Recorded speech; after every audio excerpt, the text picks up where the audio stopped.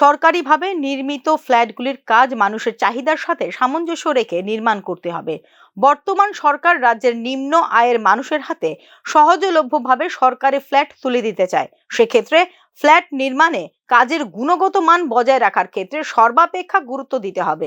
শনিবার সচিবালয়ে কনফারেন্স হলে ত্রিপুরা হাউজিং অ্যান্ড কনস্ট্রাকশন বোর্ডের 107তম বোর্ড মিটিং এর এরকমই নির্দেশ দেন মুখ্যমন্ত্রী ডক্টর মানিক সাহা। ত্রিপুরা হাউজিং এবং কনস্ট্রাকশন বোর্ডের বিভিন্ন প্রকল্পের কাজ গুণগত মান বজায় রেখে সময়ের মধ্যে শেষ করার প্রতি এদিন জোর দেন মুখ্যমন্ত্রী ডক্টর মানিক সাহা।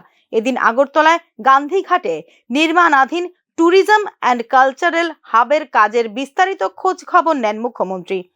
তাছাড়াও রাজ্যের বিভিন্ন স্থানে নির্মিত একলব্য বিদ্যালয়ের কাজ, মির্জা ইকো পার্ক, উদয়পুরের গ্র্যান্ড স্ট্যান্ড, ওমপিতে 100 শয্যা বিশিষ্ট গার্লস হোস্টেল, আমবাসায় যুব আবাসের কাজ সম্পর্কে অবহিত হন মুখ্যমন্ত্রী ডক্টর মানিক সাহা।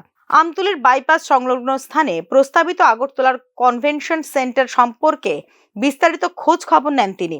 আগরতলা শহর বা এর পার্শ্ববর্তী জায়গায় সরকারিভাবে বিভিন্ন বিল্ডিং নির্মাণের ক্ষেত্রে সঠিক ইনফ্রাস্ট্রাকচার বজায় রাখার প্রতি এদিন গুরুত্ব আরোপ করেন মুখ্যমন্ত্রী doctor Manik Saha.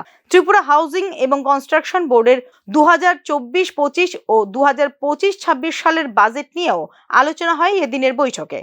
Bureau report, news now.